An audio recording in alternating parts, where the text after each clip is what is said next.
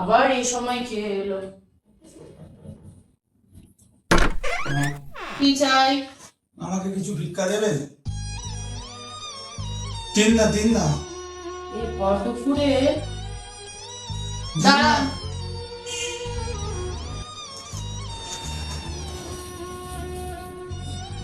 50টা টাকাই আছে, খুচরোও নেই। নিন।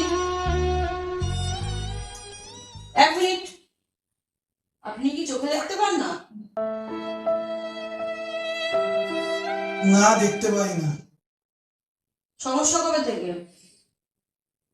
বহুদিন দিয়ে।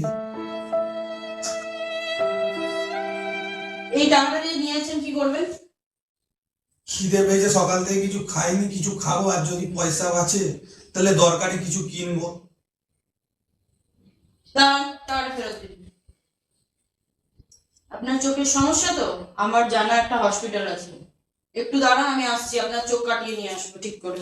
শুনুন শুনুন দিদি ভাই, শুনুন না। চলুন চলুন। শুনুন না। না না, আমি চোখে অপারেশন করাবো না। আপনি ঠিক হতে চান না? না না, ঠিক হলে আমার ব্যবসার ক্ষতি হয়ে যাবে, অনেক বড় ক্ষতি হয়ে যাবে।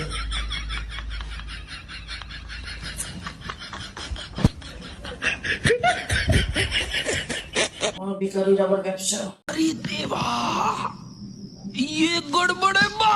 উফ, ওঠো ওঠো, আমি তো রেডি হয়ে গেছি।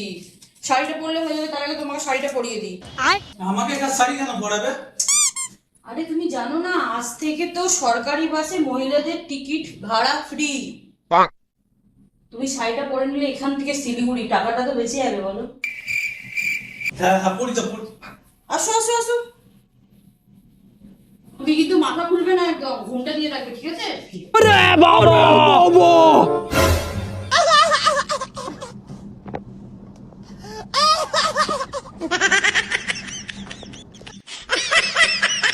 মুখটা খুলো না যেন, ঠিক আছে?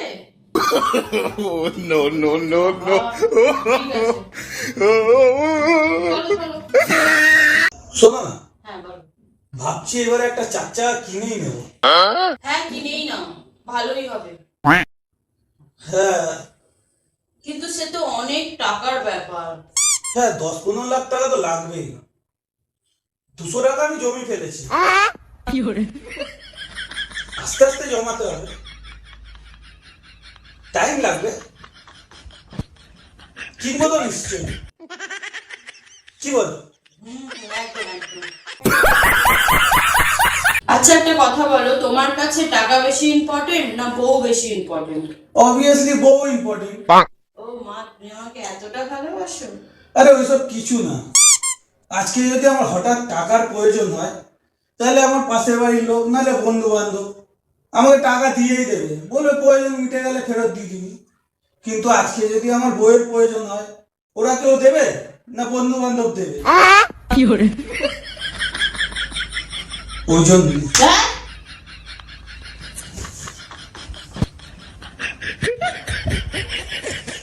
সত্যি তো বললাম।